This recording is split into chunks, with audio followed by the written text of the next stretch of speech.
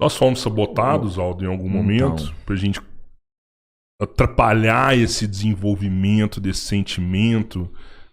Recentemente, o Trump liberou alguns documentos do John Kennedy, e aí nesses documentos tinha que a CIA esteve aqui no Brasil em cinco capitais: São Paulo, Brasília, Rio de Janeiro.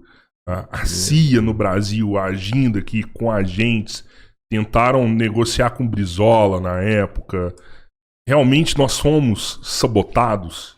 Em vários momentos, isso não é segredo.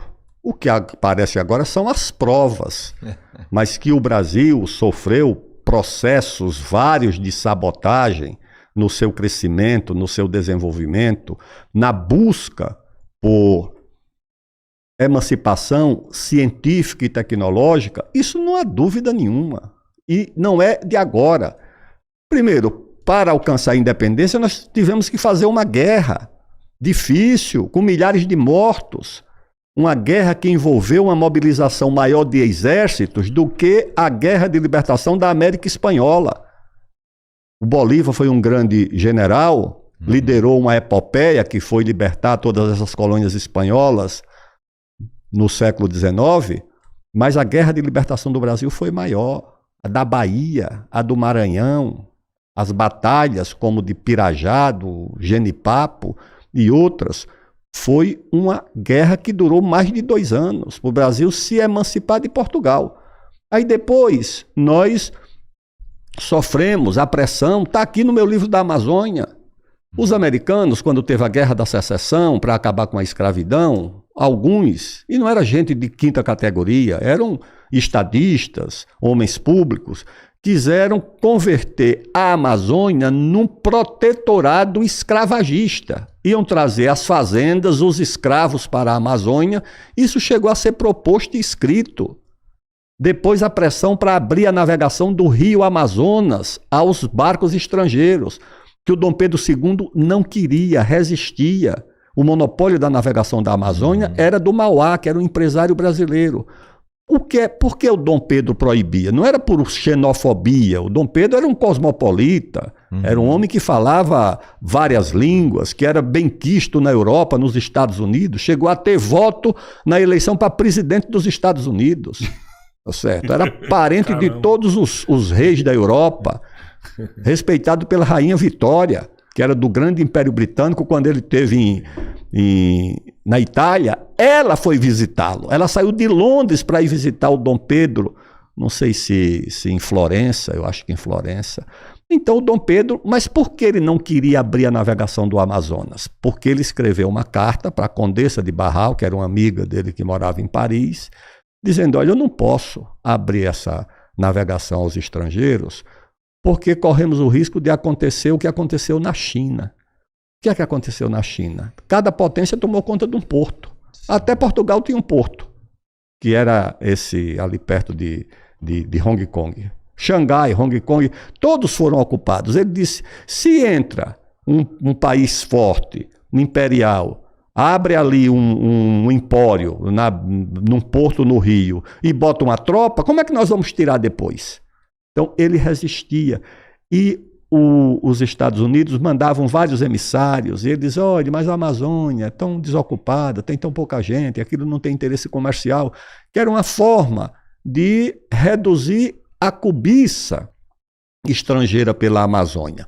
Mas a pressão foi tanta que depois, com várias condições, ele terminou cedendo para que a navegação pudesse ser aberta para outros países. Mas o Brasil sofreu esse tipo de pressão porque o Império Britânico tinha o princípio da extraterritorialidade.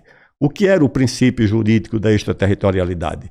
Um cidadão britânico que cometesse crime em qualquer lugar do mundo tinha que ser julgado de acordo com as leis britânicas. Não podia ser julgado naquele país. Isso deu um grave problema no Brasil, a chamada questão Christie, que foi um oficial da Marinha Britânica que criou aqui uma confusão muito grande, e o Império Brasileiro reagiu com dignidade, com autoridade. Então nós tivemos esse caso. Nós tivemos a Guerra do Paraguai. O Solano Lopes atravessou a fronteira do Brasil, invadiu Mato Grosso, invadiu o Rio Grande do Sul. O Brasil reagiu. O Brasil não era um país beligerante. O Brasil não estava preparado para a guerra. Tanto que o nosso exército, quando começou a Guerra do Paraguai, tinha 10 mil soldados. O Dom Pedro II não era um imperador belicista, pelo contrário, era um homem de letras, um homem das artes, um homem da cultura, que estudava hebraico, árabe, que falava francês, inglês, alemão. Não era um homem que vivia atrás de guerra. Agora, quando a guerra começou, o que é que ele levou a guerra até o fim?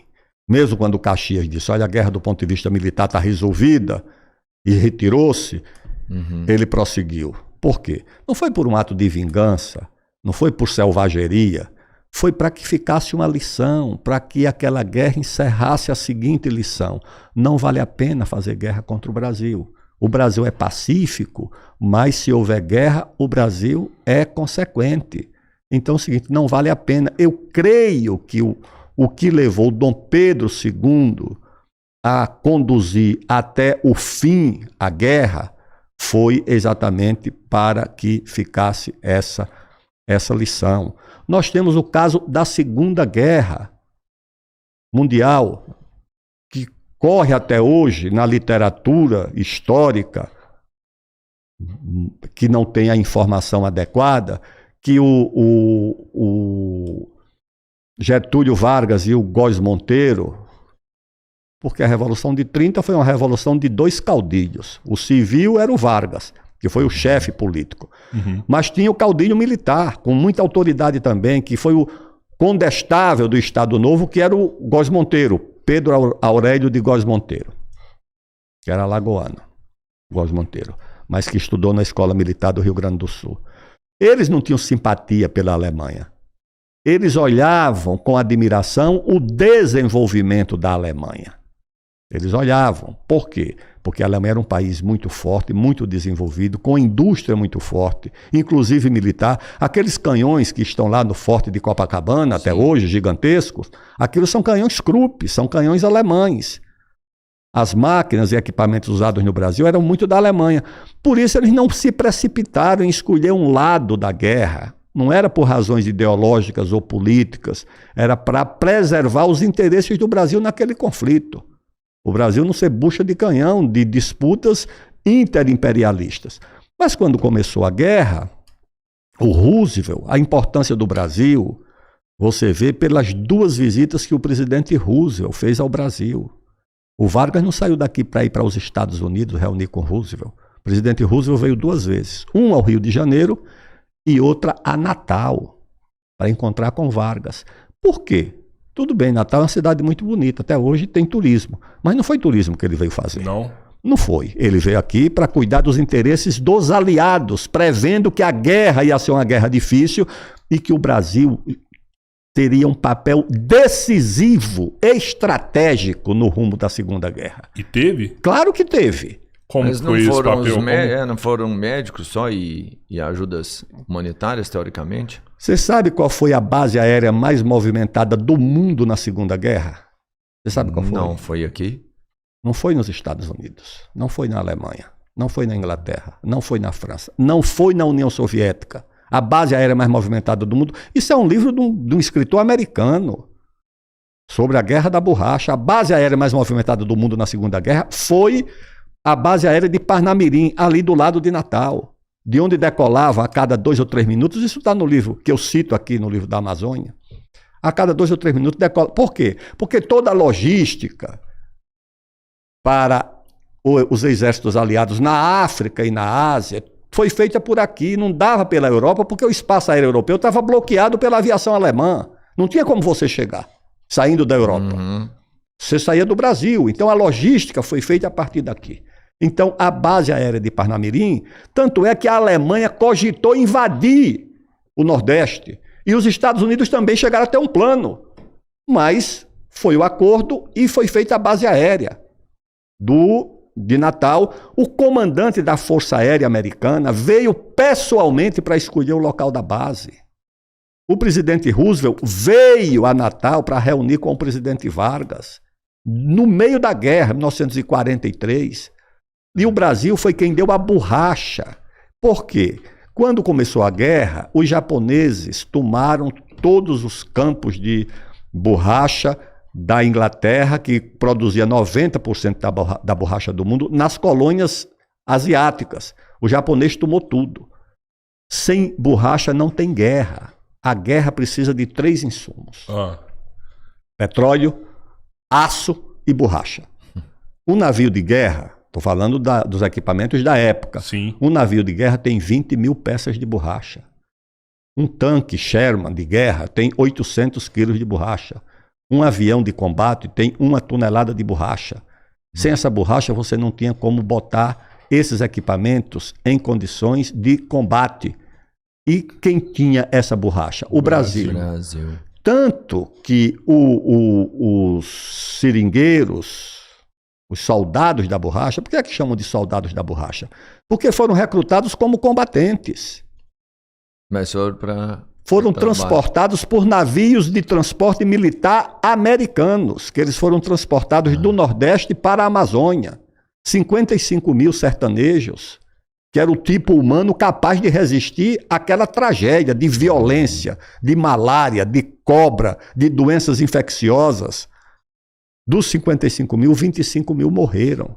E esse americano que escreveu essa história diz que o Brasil deveria reconhecer o status de combatente desses mortos, desses soldados da borracha, e que se o Brasil reconhecesse, a contribuição do Brasil na guerra seria entre os países que tiveram as maiores perdas humanas.